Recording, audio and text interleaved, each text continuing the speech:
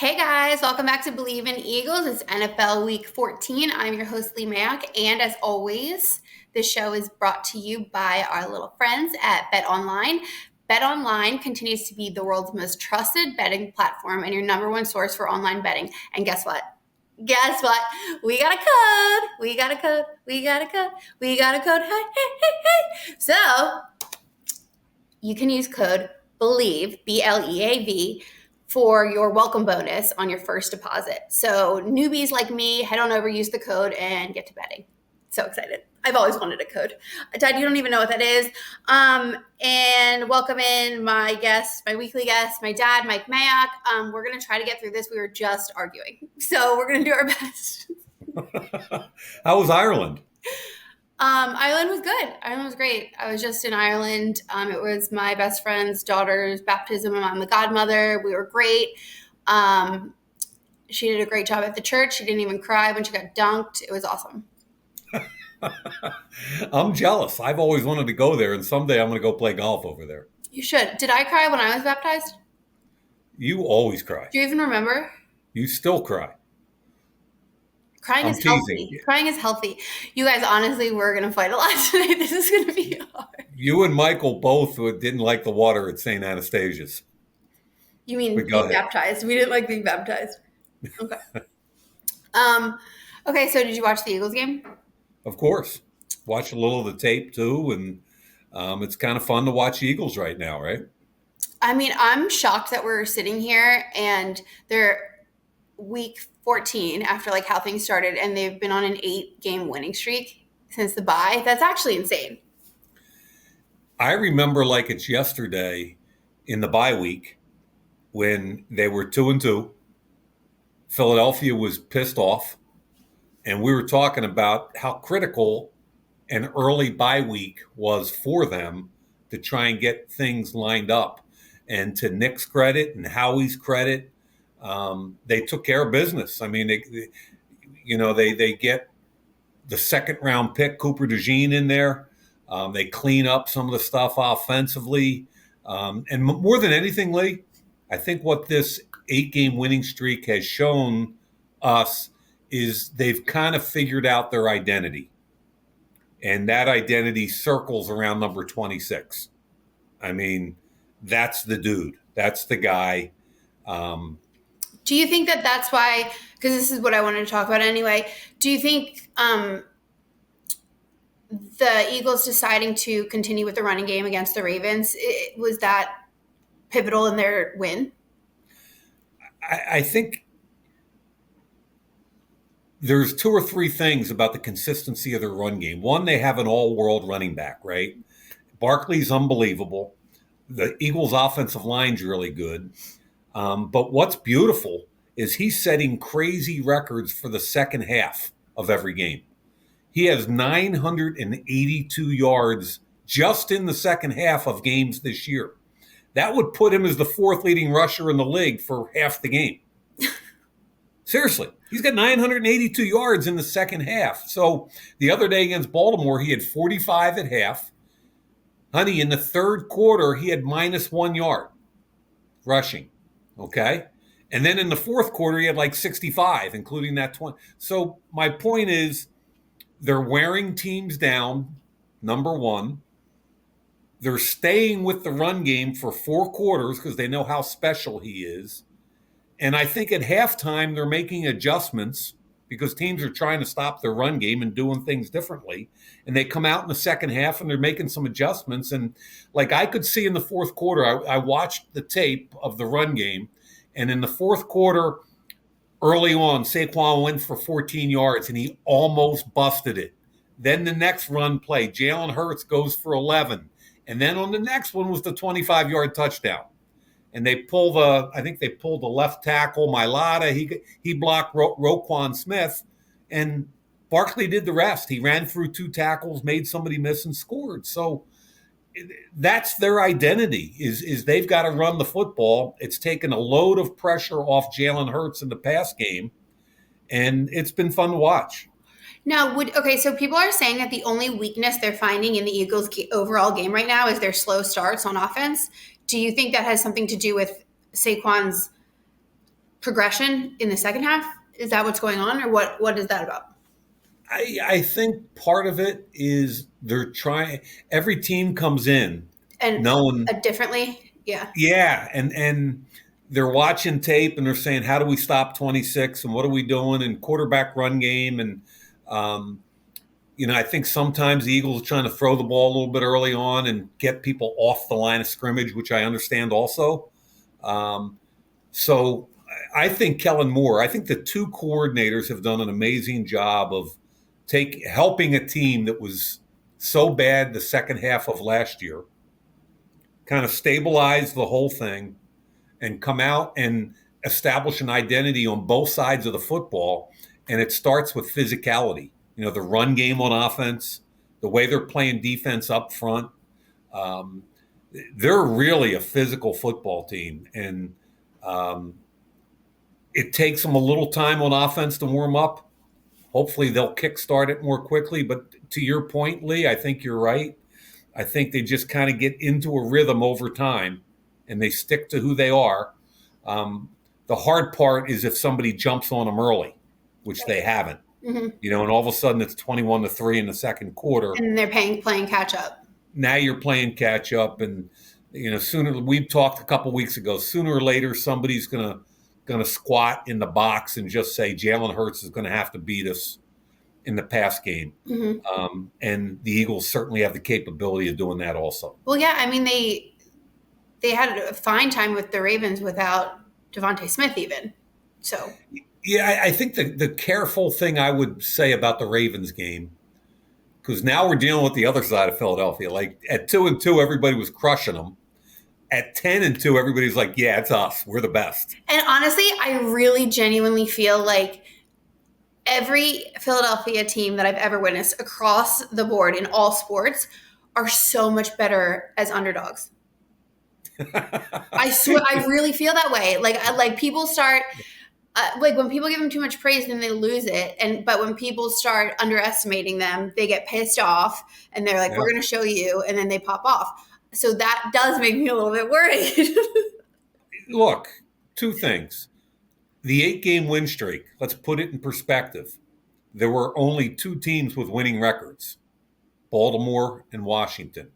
The rest of them, just very average group of teams. Oh, you mean their schedule? On their schedule? Their last 8 games. Okay. Those teams, only 2 of them have winning records. Right. So they played 6 teams that are either 500 or worse. Right. Strength of schedule was not given. Yeah, put in perspective, they haven't played a lot of quality teams, okay, in that win streak. And then when you look at Baltimore, as good as it was to get that win, let's understand that their all-world field goal kicker, who's struggling this year, missed 2 field goals and an extra point.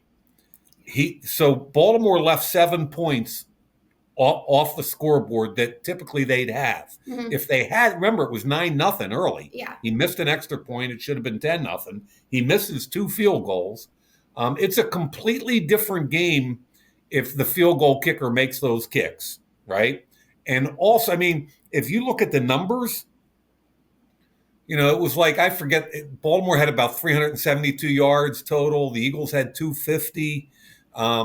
Really, the differences were the Eagles were more efficient. They were 2 for 3 in the red zone. Baltimore was 2 for 5. My point is, as good as Philadelphia feels today, it wasn't a dominant win. They had a really good running back, and they played defense at the right time, and their punter was very good. But don't be fooled by that win. That was not a dominant win. How about on the defensive side, though, for the Eagles? What are you seeing? I mean, Jalen Carter has been a dog. The linebackers have been killing it. I am having the most fun watching the Eagles linebackers. Zach Bond is probably my favorite player this season. What are you seeing on the defensive side of the ball? So Jalen Carter is becoming or has become the player that I thought he would out of Georgia. Another great deal by Howie. The kid got in some trouble before the draft. Was driving like 100 and some miles an hour. We know. I'm just saying all that stuff. Okay. And he slides, and Howie moves up a pick and gets him. Mm-hmm.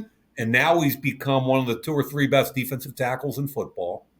The Eagles played 72 defensive snaps yesterday. He played 71 of them.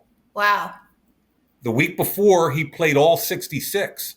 That's outside of Max Crosby, right? Who's 100%? Who plays 95% plus. But Max is a defensive end, right? Yes. Yeah.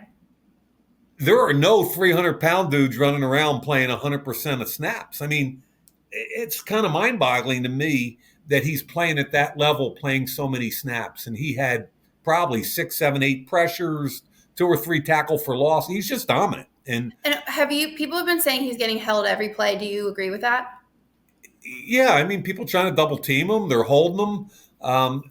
He's so naturally strong, he's almost impossible to keep in one place. The defensive end from Georgia, number 3, Smith, he's now playing. Remember early in the year, he was playing 30, 40% of the snaps. Now he's playing 80%, and he's starting to get to the quarterback. Josh Sweat is starting to get to the quarterback. To your point, Zach Baum, who is a free agent, and Nakobe Dean, who was a 3rd-round pick 2 years ago, are playing their asses off. Fun to watch. Quinyon Mitchell, candidate for Defensive Rookie of the Year. Cooper DeJean. Yeah. Cooper DeJean playing his ass off. Again, I've been telling you about Vic Fangio since before the year started. Mm-hmm. I'm Vic Fangio fanboy. Yeah. So I think all of Philadelphia is right now. There's nothing he hasn't seen. Nothing bothers him. He knows what he believes. There's no hesitation. It's just so much fun to watch that kind of leadership. People are saying that aside from the Giants giving up Saquon to us, the next biggest blunder of someone else was the Miami Dolphins giving up Vic Fangio to us. Yeah, and all the stuff about whatever, them not buying in or whatever, to me, I was like, you got to be kidding me. Yeah. Here's what I know about players, football players, college and pro. When a coach walks in the door and they don't know him, day one, they figure out real quickly if that coach can help them get better individually and the team get better as a team. And they figure it out pretty quickly. And they don't care if the guy's black, white, 70 years old, 25 years old. They don't want BS. What they want is a guy that helps them get better and helps the team get better. And if that, and that's a constant. I've seen it my whole life in sports, especially football. And the Eagles have bought in. And you should buy in because Vic can do both those things. Yeah, I'm obsessed with their defense right now, honestly. Yeah, it's fun. Yeah, it really is. Okay, we have to go back to Saquon because it just, I mean, he's doing it all right now. I guess there hasn't been a running back named MVP in the NFL since 2012, and that was Adrian Peterson. Yep. How strong of a case do you think Saquon Barkley is making for MVP this season? To me, the Eagles have played 12 games. A couple teams have played 13, but he's the MVP. And my pet peeve with the MVP, it's just like my pet peeve with the Heisman. You might as well just say most valuable quarterback, right? Not most valuable player. So you can make a case today for Josh Allen in Buffalo. Right.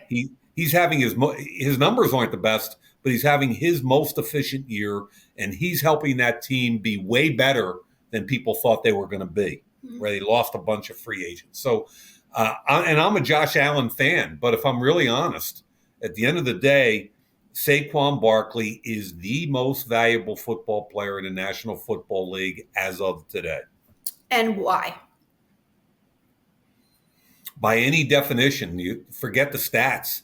He's got 1,499 yards in 12 games, right? I told you 982 of them were in the second half. The other thing that I think is really cool is I heard a former New England Patriot, Logan Ryan. Do you know that name? Yeah. He was a defensive back for Belichick out of Rutgers. Did he also play for the Commanders? I don't think so. Did I make that up? Probably. Okay, go ahead. So he was on Sirius or one of those things. I'm driving around in the car, and they were asking him about Barkley. And this is a guy that just played recently. He hasn't been out that long, you know? Mhm. So he's got buddies in all the locker rooms around the league. He said, look, I heard last year that locker room was divided. That was a me locker room. They lost 8, 9, 10 games in a row, whatever. He said, in addition to what Saquon's brought to the table on the field, which is awesome, he's also the least selfish player maybe in the whole league. And when he comes in there and they ask him, Nick Sirianni says, hey, you want to go back in the game against the Giants to get the record? This is against his old team. Like, you can get this record. He's like, no, I'm good. I don't need records. And then when they ask him after the game why he rushed for 255 yards, he talks about his offensive line. He talks about, can you believe the wideouts and how they block? I mean, he's so selfless in the locker room. It rubs. They're like, if this guy is the best running back and maybe the most valuable player in the league, if he's like this, maybe we should be that way a little bit, right? So to me, the whole conversation about the Eagles in general, it starts with Saquon Barkley and what he's brought to the table on and off the field. And then it goes to the two coordinators that came in and stabilized things. And we always know that Howie Roseman's in the back, you know, doing hit the Howie Pulling thing. strings. Yeah. Mm-hmm. So to me, that's the whole story of this season. Okay, but so Saquon Barkley gets your MVP vote right now. Yeah, things could change, but outside of him and Josh Allen, you know, the people we're talking about, Lamar Jackson and Derrick Henry, Jared Goff could make a case for it in Detroit. He had a 5 interception game a few weeks ago, and people want to throw him. But one bad game, I'm like, you know, come on. You know, at the end of the day, Patrick Mahomes is always one of the best players in the league, but their offense is not playing like it usually does. So right now, this week, I think most people think it's Josh Allen or Saquon Barkley. Actually, so if Saquon Barkley wins MVP this year and then Travis Hunter wins Heisman, what a non-quarterback year. How refreshing for you. Yeah, that'd be really cool. I would love that. I think that's what I'm going to vote for. I would love that. And, you know, the kid in Colorado is special. Oh, my gosh. I watched some of his tape a couple of weeks ago, and you talk about how many snaps a guy plays. Like, he's playing 130, 140 snaps a game. And I've never heard of it. Plenty of energy to celebrate in the most fun ways, too, when he scores against an interception. I don't know how his conditioning handles what he's doing. He's a dude. He's really special. Yeah. That would be fun. Quarterbacks I'm kind of over quarterbacks right now. It's time. It's time for the other guys to get some play. Okay, yeah. Speaking of that, actually, the running back market. Yeah. Okay. We've talked about Saquon. Another one this year, you drafted Josh Jacobs with the Raiders. Another one, Derrick Henry. Just those three in general. Do you think they're shifting the value of the running back position again? I do. I think the running backs will always be slightly devalued because there's so many running backs coming out of college football on a supply and demand basis. You always know in the 3rd, 4th, 5th, 6th round, you can always find good running backs, right? Yeah. So that's one of the reasons it got crazily devalued. Oh, we can get a guy in the 7th. Look what Kansas City did with Pacheco. That was crazy. Dad, can you pinpoint like what year that was? Because that was a crazy drop, I remember. You were doing draft back then. And I just remember like during draft, it was like there was no longer a rush to get quarterbacks. No one was racing. I mean, to get running backs. There was no one was, you know, making calls to jump and to move ahead and get a running back. It kind of has happened over time. And what happens is people say, well, look at Isaiah Pacheco from Kansas City. He was a 7th round pick. We can find him anywhere. And what I've always said, so this is not me jumping on or off a bandwagon. Yeah. What I've always said is that if a guy is a game changer at any position, why wouldn't you want him on your team? Right? So I was watching college running back tape this morning, and I put a grade on a kid that I think is a really good player, but he's probably won't go to the 4th or 5th round because there are a lot of really good running backs, right? Okay. But to me, when Saquon Barkley, Derrick Henry, Josh Jacobs become available, and you think they have rare ability, we drafted one of them. Right. And so the top 3 rushers in the league right now are those 3 guys. And Philadelphia's 10-2. Meanwhile, the Giants can't believe they let him go, right? Derrick Henry left Tennessee, and now he's in Baltimore, and he's rolling. Yep. Josh Jacobs is in Green Bay, and what's Green Bay? 9-3, I think. And the Raiders can't run to save their lives now without Josh Jacobs. So you could even say Joe Mixon. Mm-hmm. Cincinnati traded him to Houston. Talk about devalued for a 7th-round pick this off. 7th. And Joe Mixon's killing it. So you're right. You're 100% on that. The market got ridiculously devalued. Mm-hmm. And I think the reason it's changing a little bit right now is if you saw the news last week that James Conner from Arizona, who's a really good running back, mm-hmm. this past week he just signed a big contract. So Arizona kind of said, we're not letting him out of the building like those other teams did last year, and they paid him. So do you think that's the start of this? I hope so, because it's kind of ridiculous when you look at Saquon Barkley and teams didn't want to pay him $10 million when they're paying backup quarterbacks that kind of money. Right. I mean, running backs were disrespected for a minute. Yeah.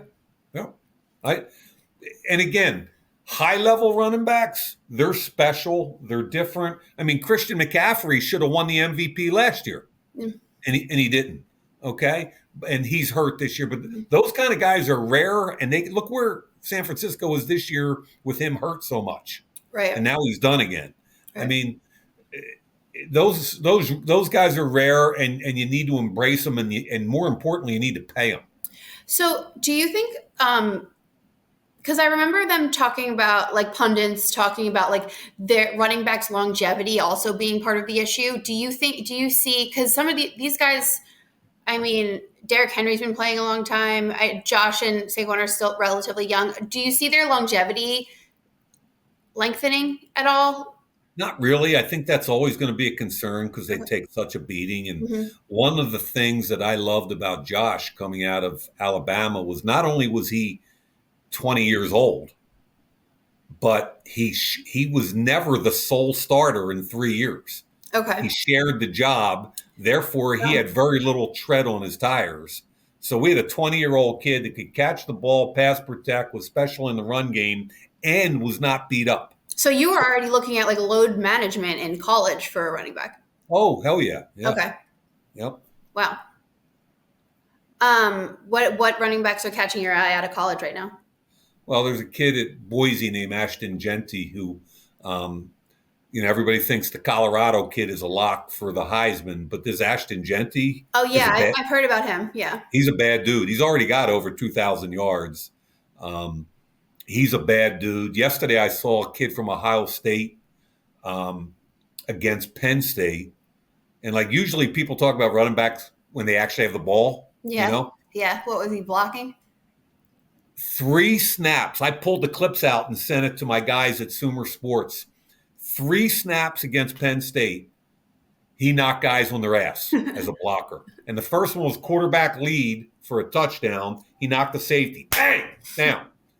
Then pass protection. A defensive tackle comes off. He chips a 320-pound. Bang! He's down. And then they run a linebacker X stunt. And the guy a linebacker, 250-pound linebacker comes off the middle honking, and he goes, bang, you're down. Like, you don't see running backs. And the running back was Travion Henderson. There's 2 running backs at Ohio State. But, I mean. Well, you know what? The inverse of that. The dogs just left the room because I scared them. You got really energized. That was fun. I'm such a football nerd that was fun tape. I got all fired up. Who can I send this to?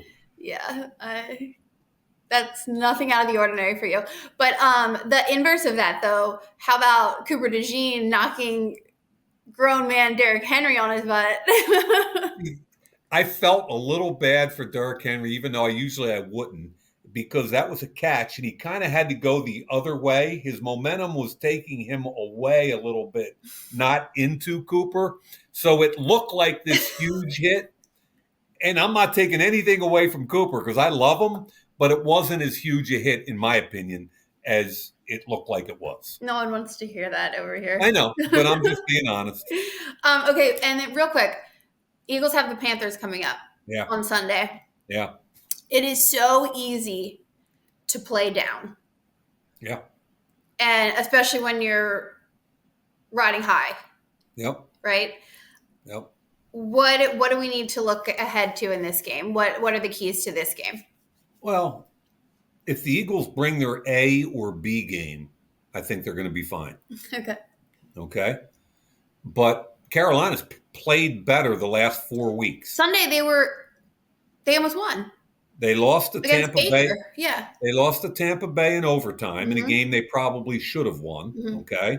The week before that, they lost to the Chiefs 30-27. Yeah, that was crazy. In a game they were competing with. And the 2 weeks before that, they beat the Giants and they beat New Orleans. So in the last 4 games, which is the most important time frame, they've won 2 and they lost 2, both of which were by field goals and were winnable against good teams. So if you're the Eagles and you put the Kansas City tape on, you ought to go, not bad. Right. Their quarterback, who was awful before, Bryce Young. He's been showing glimmers. Yeah, he got benched. He came back in. I'm happy for the kid. He's Me too. And he's gotten better as the games have progressed. He's been better in the second half. And so I root for kids like that. I think my point is they've got a good run game. Chuba Hubbard. They got Adam Thielen in the pass game. They've got a solid defense at different times. So, in other words, the Eagles need to take care of business. They can't just lay down and turn the ball over 4 times and bring their C game on defense. They got to be ready to play some solid football. But, I mean, if you look at their schedule, they got 5 games left. 4 of them are at home. Right.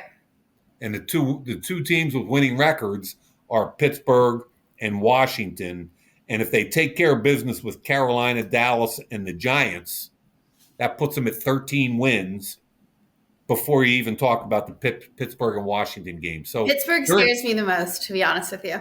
Who does? Pittsburgh. I'm amazed at how well they play, and I love Mike Tomlin, and I've told you stories about Mike, and he just gets so much out of his teams, and that's such a consistently well-run organization. I always say them in Baltimore, I'm kind of like, well done. Every year you guys are good. Yeah, they're worrying me. That game on the calendar is worrying me a little. Yeah, Russell Wilson's playing better than people thought. And they're throwing in Justin Fields, and he's ready to be called on every time. No, I agree. I feel like that's so hard to deal with. Yeah, I think the biggest issue is what the seed will be. Because right now you've got Detroit with 1 loss. Yep. You'd love to get that number 1 seed so you get the bye. Detroit has a much more difficult schedule their last 5 games than Philly does. Okay. So if it'll be fun to watch Philly try to take care of business here and see whether or not they can get the 1 seed. Okay. Well, we shall find out. Yeah. Yep. Okay. Thanks, Dad. We made it through without fighting. That was good. Yeah. I mean, I didn't know if we would. It was touch and go there before we started recording. People would have liked to have seen that. Should have recorded. Yeah, no. Yeah. Okay, well, thanks for being here. Vote Saquon Barkley for MVP, everyone. And by the way, the BC Eagles finished off 7-5. They're going to a bowl game. They are. Great job by Bill O'Brien, year 1. Let's go Eagles. Shout out the other Eagles. Yes. Right. Thanks, Dad. I will talk to you next week. All right, honey. I love you. Bye. You too.